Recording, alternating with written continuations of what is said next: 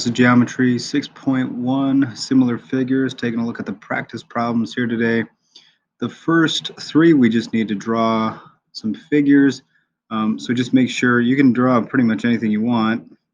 Just make sure that they are similar. So let's say for number one, if I draw a triangle ABC, see like that, I cannot draw a different looking triangle for DEF. Okay, that would not work. Right, similar figures have to have the same angles, just different sizes. Okay, so try my best to make this similar. There we go. And then again, we have to go A, B, C. So this triangle needs to look the same. D has to be here, E has to be there, and F needs to be there. All right, you guys can try 2 and 3. 4, 5, and 6, we need to state the triangles that are similar and find the scale factor. Okay, so let's take a look at what we are given. So triangle EFG. So we're going from the smaller of the 2 degrees to the larger to the unknown angle. So we need to do the same thing for the smaller triangle. We need to go from A to B to C. So we go 41, 56, and then this unknown angle here, just like we did down here. So the only answer we could have here is triangle A, B, C. Okay, so make sure you follow the order on that.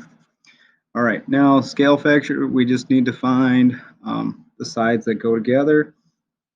So an easy way to do this is, so not all of the sides for the bigger triangle are given. We don't know GE, we don't know FE. But we do know segment GF is 10. Okay, so which one on the smaller triangle would correspond to that? Well, for GF, we go from this 56-degree angle to this unknown, so we need to do the same thing here. That would mean that 56 to unknown, BC goes with GF. Okay, so my scale factor would be 7 over 10 or 10 over 7. Either one is correct. It just depends on which way you're looking at it, going from the smaller to the big or big to the small. Okay, you guys can give 5 and 6 a try. Number 7. So we're just setting up proportions here. So again, we have this, I always do, we got a bigger figure and a smaller figure. Make sure that you're lining up the right sides. So I think it's obvious that this side here and this side go together. So this would be 42 on the bigger figure and 35 on the smaller figure. Okay, and I need to figure out this length here on the smaller. So my X is going to go here, and that is going to go with 24 on the bigger figure. All right, and from there, we can simply cross multiply and divide. And when I do that, I get, so 35 times 24 divided by 42. Now let's go a little bit slower. 35 times 24 is 840. 42 times x is 42x. And divide by 42 to get x by itself. And you're left with x is equal to 20.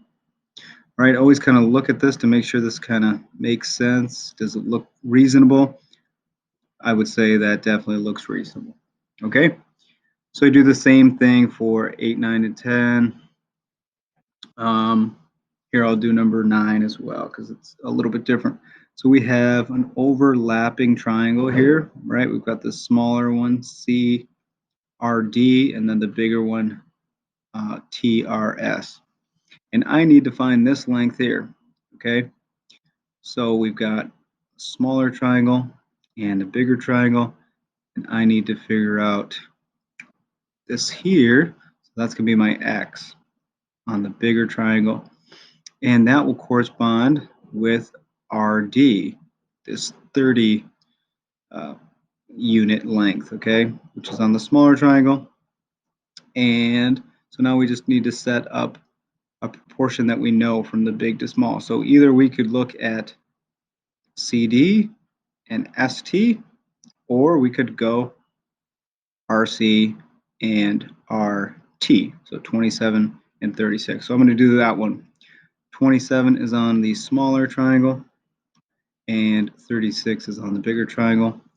And now all we need to do here is cross multiply and divide, and we should get x is equal to, I'll let you guys figure that one out. Okay, moving on here.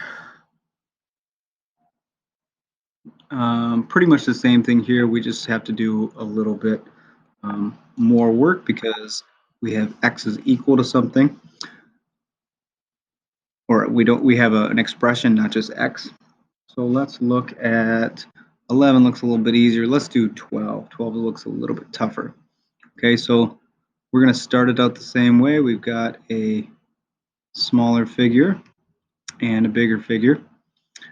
Okay, and let's set up something that we know. Okay, clearly the smallest side here is this one here, and the smallest on the bigger figure is 18. So we're going to go 3 to 18, and I need to figure out x.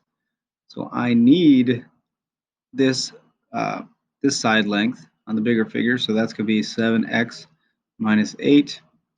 And for the smaller figure, which one does that have to be? Hopefully we recognize it's this length that looks like a slope.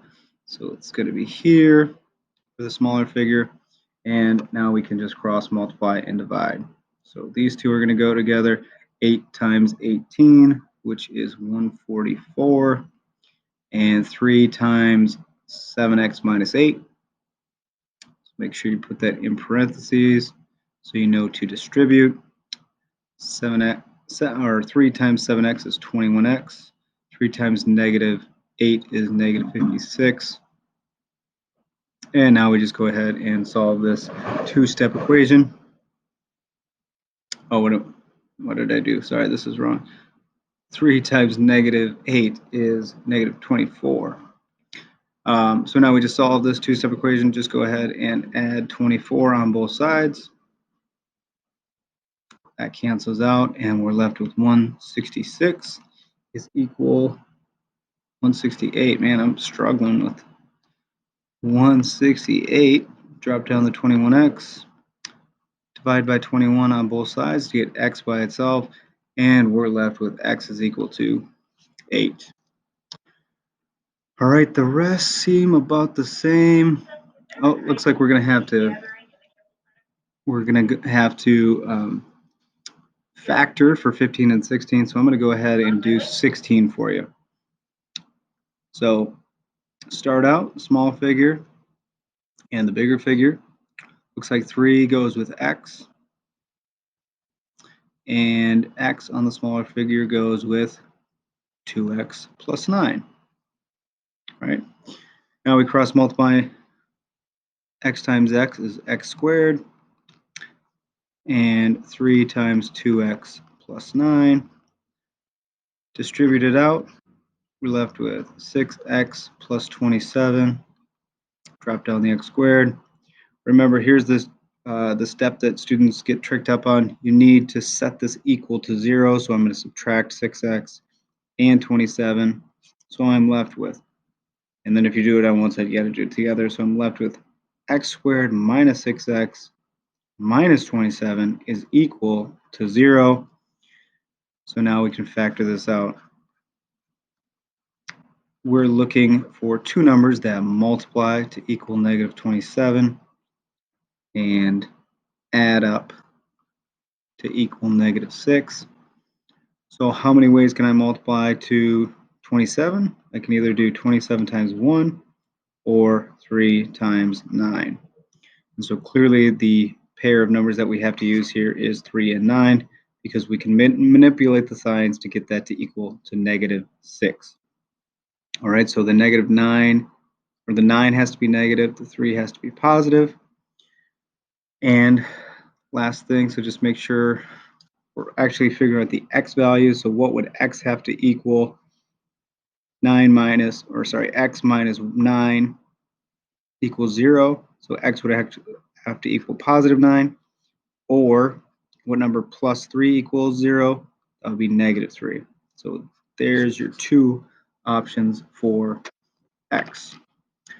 All right, you guys can try 15. It should be set up very similar to that one. All right, if you need more help, you know where to find me. Good luck.